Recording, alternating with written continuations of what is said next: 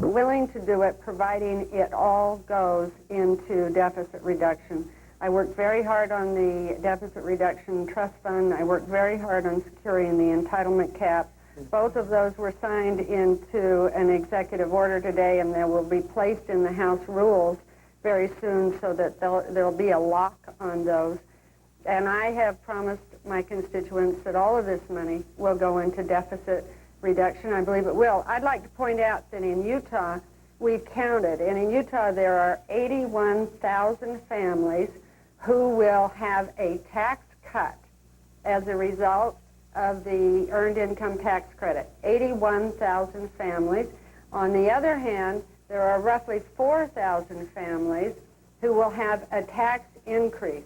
It's absolutely a better thing for the families in my district than it was before. Let me ask Congressman Deal, what are you hearing from your folks in Georgia, sir?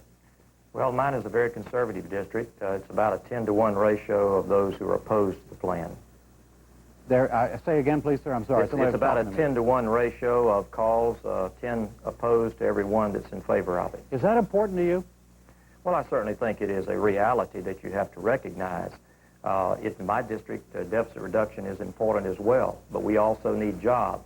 Well, one of the things that concerns me about it is that if you do not have public support for something, the negative aspects of it, even if it passes, may override some of the positive parts of the plan. If the calls were 10-to-1 the other way, would it give you some pause in the way you're leaning?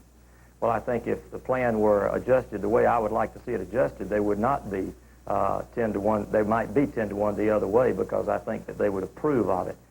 You know, I think this is a difficult thing to do, and I think we ought to say that even the Republican proposal, there were more negative Republican votes for their own plan than there were negative votes by the Democrats against this plan. There were 40 Republicans that voted against their own plan. There are only 38 of us Democrats who voted against this plan. So coming up with a compromise and a proposal to suit everybody is going to be very difficult. Congressman Hamburg, what have you been hearing from your folks in California? Well, my calls were running about even until Mr. Limbaugh got a hold of my 800 number and got a few people stirred up. So I started getting a few negative calls. But I think most of the people in my district, and I think the president helped this to come about last night, are understanding that 80% of the tax increases in this bill fall on families making over $180,000 a year. There are very, very few of those people in my district, and there's a massive national disinformation campaign that's being orchestrated by the Republicans and through people like Limbaugh to try to scare the American people into thinking that the middle class is going to be taxed. Middle-class taxes in this bill only come about as a result of the transportation tax, which will tax the average middle-class person about a dime a day. The majority of the taxes here are on the wealthy. The wealthy should be taxed more. The wealthy are the ones who made out like bandits in the 80s. It's time for them to pay their fair share. Congressman Booyer, are you part of... Dan there. Let me ask. Dan, bandits that you're referring to that are you're senior citizens, Dan. I have over 6,500 senior citizens in my congressional district who make above the $34,000, whose taxes are going to be increased. These senior citizens out there, the dream of retirement has become the struggle for survival. Yeah. And this budget hurts senior citizens, Dan. Well, with what Senator DeConcini was able to do, this bill will not affect any senior that was not paying taxes before this bill went into effect, will similarly not be paying taxes once this bill goes into effect. Those seniors who are in that $34,000 for individuals and $44,000 for couples, those are people who, in my district, have come to me and said, we are willing to pay our fair share to get some deficit reduction. Senior citizens understand that we need to make that kind of an investment to have a strong economy in the future. Congressman Booyer, what I wanted to ask you was about the middle income tax charge. That you heard what Congressman Hamburg said and others have said. Congresswoman Shepherd said that too, that you all participated in a disinformation campaign about that. I wanted to give you an opportunity to respond. Well, that's all right. I've learned that up here in Washington that people become political spin masters. I never knew what a spin was before I ran for Congress. A spin is when you try to take a fact and you turn it, it makes it into the best light. And I guess even freshmen learn how to become spin masters. Is that about right, Karen? I'm just telling the facts. I tell the facts I call it as I see it. Well, and that's what you end up with. I have a fact I have to share with all of you, which is we're out of time, and thank you all for being with us, most of you, again. Thank you very much. Thank you. Thanks. Next, some analysis of the selling of the president's budget and the upcoming crucial votes on Capitol Hill. And tonight we get it from Mark Shields, our chief political analyst, and Paul Gigot, columnist with the Wall Street Journal. Mark, what do you think of the DeConcini announcement? Well, the DeConcini announcement is certainly good news for the White House and encouraging news.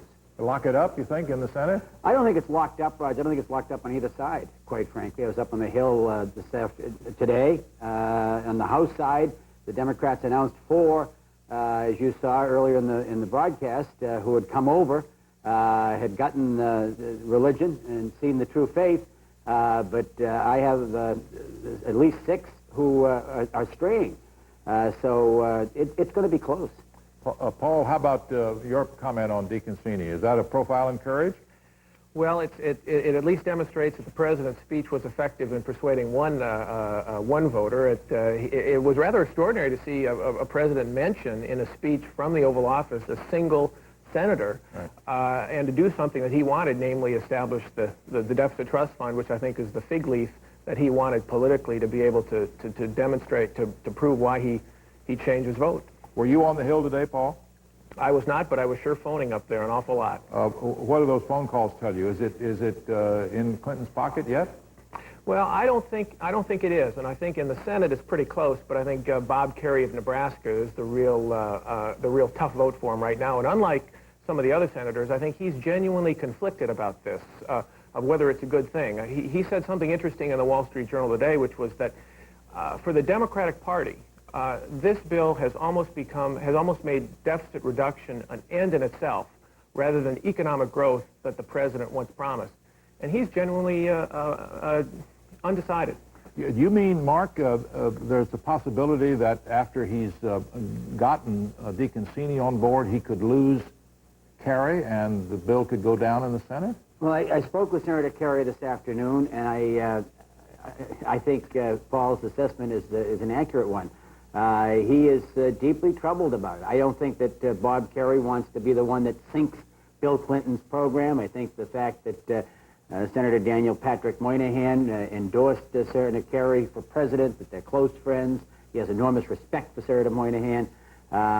This would be a stinging rebuke of Senator Moynihan if it did go down. I think all that will play a factor, but I think if it were 53-46, Bob Kerrey would make it 47, probably against if he were left to his own devices as of this moment.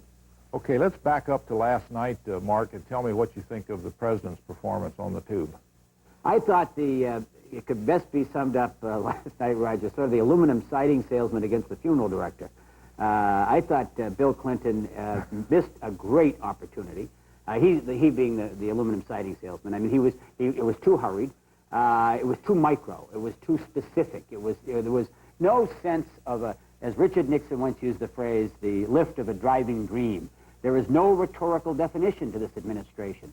There was no sense that let's put aside our pettiness, our partisanship. Let's do something for the country, for the next generation. Let's forget our own narrow concerns and do. It was so different in tone and direction from his speech of February 17th, which I really thought did embody shared sacrifice.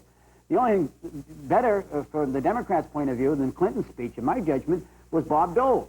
He looked a little bit like the fellow who arrived at the widow's doorstep and said there's been a terrible accident, but if you'll just sign this little legal paper, all your financial worries will be taken care of, and the railroad will go through your living room. I mean, I couldn't get over how bad Dole was. I don't think that this is an event that will be decided on wholesale speeches. Paul, aluminum salesman and funeral director? Well, Mark's going to make friends with Bob Dole here, I can tell.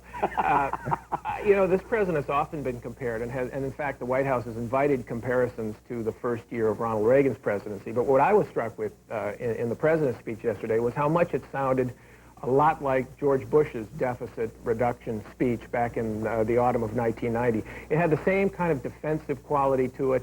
It was almost pleading, saying, look, it's not as bad as you've heard. There are some good things in it, so please do the country a favor, do me a favor. vote for the thing. And it really wasn't until the end that he got around to any kind of talk about aspiration and challenges and what we really need to do to get this country moving again economically, which is, I think, was Ronald Reagan's great trick. He could make that appeal right throughout the speech. Let me ask you, let me raise the question of fairness and what you think the effect of the conferee's decision will be to make the tax increases, personal income taxes, retroactive. Is that going to damage that bill on the floor? Paul? I think right now that is the biggest problem they have, because it kind of popped up here at the last minute because they needed $9 billion to pay for some other things they needed to get some votes for. And Bob Dole really hit hard on that, and you've got Republicans even saying that if you died sometime after January 1st, your heirs are still subject to tax. So the Republican rallying cry is no taxation without respiration. It's a damaging point because it seems to be unfair to pay for something that you didn't think you were going to have to pay for. Well, you're keeping your metaphor straight with a funeral director and more. I think How about you, Mark? To be an IRS branch office at Forest Lawn is what it sounded like. I thought it was the most effective line of Dole's speech last night, that even those people who've been lucky enough to die since January, they're going to be taxed. Paul is absolutely right. They had to make it up. When Senator Cole of Wisconsin drew his line in the sand, and everybody's in that business. Roger, when you're fighting to get 50, every vote becomes crucial, and while senators and members of Congress like to deck their arguments in sort of this moral, we all do, ornaments and language and rhetoric, it's an awful temptation to be a prima donna. And Senator Cole of Wisconsin, who's up next year, said he would not go above 4.3 cents in the gas tax. Once he said that, then they had to scramble around to find that other money. And today, Democrats were complaining that a number of their major contributors were calling and saying, gee, we expected to get hit, but we expected to get hit prospectively rather than retroactively. Mark, let me ask you how you rate the White House operation on this tax bill. How are they doing? I think the White House has improved noticeably, and the president, while he did not do well last night, in my judgment, rhetorically in his speech, has certainly been tireless in his pursuit. He has stayed on it. He stayed on message, to use a campaign term. He has been relentless in his meetings, in his importunities. His retailing has been superb. That is, getting lawmakers and others in 1, 2, 3 at a time. He's very good that way. It's just the wholesale part of it. And I think they've made members, as you heard in that segment of the freshman members, more comfortable to vote in there. They've raised the comfort level for supporting the president in the members' own districts. The number of families that will benefit from the earned income tax credit by congressional districts. Each of those facts and figures gives a member a certain sense that he or she is not alone in supporting the president in a controversial effort. Paul, do you have a comment on the White House operation? I give them higher marks the last month or so. In particular, they've really worked hard to try to counter the critics.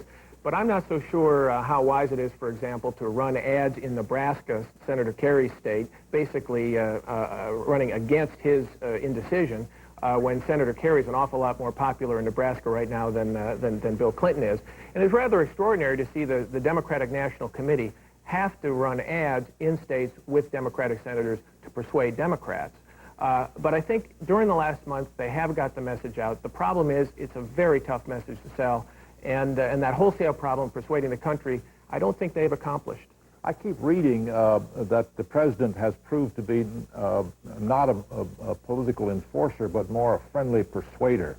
Is that a true description? Is he so Southern and so nice that he does not crank elbows like Lyndon used to do? Roger, you're revealing a regional bias by so Southern and so nice. I never thought Southerners were especially nice. No, I would say this about the president. He is not somebody who invites confrontation.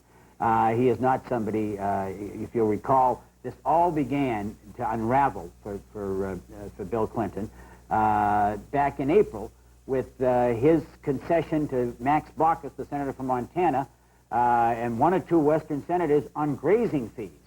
And when that happened out in the open in April with nothing in exchange, some 6 months or 5 months before the crunch period would really come on his package, then it just invited everybody to get in and say, gee, maybe I ought to get mine. And what you're seeing is a lot of people still reacting to that one experience. Paul, what do you think of the Republican strategy to boycott the whole operation and vote no? Has it embarrassed the Democrats or embarrassed the GOP?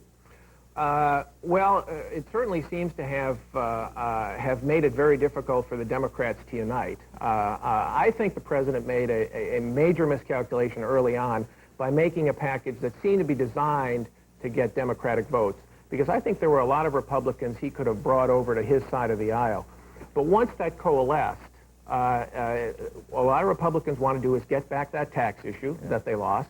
They want to take the 1990 budget deal, which was so unpopular and which had Republican fingerprints on it, and they want to make it Bill Clinton's and the Democrats. I think one of the dirty little secrets here is that a lot of Republicans, if this were a secret ballot, they'd vote for it. Really? Because they think that this is going to be very bad for Democrats in 1994, and one of the things that they don't want to happen is this thing to lose and the president bring them in as kind of co-conspirators with a big tax increase. Well, thank you both. Thanks, Mark Shields and Paul Gigot.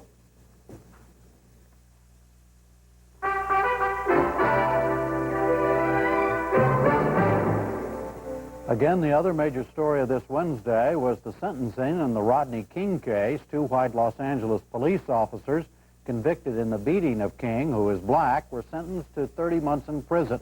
Sergeant Stacy Kuhn and Officer Lawrence Powell could have faced 10 years in jail. But the judge said less time was warranted because King was partly to blame for what happened because he resisted arrest. Good night, Roger. Good night, Jim. We'll see you tomorrow night with the latest on the budget vote. I'm Roger Mudd. Thank you and good night.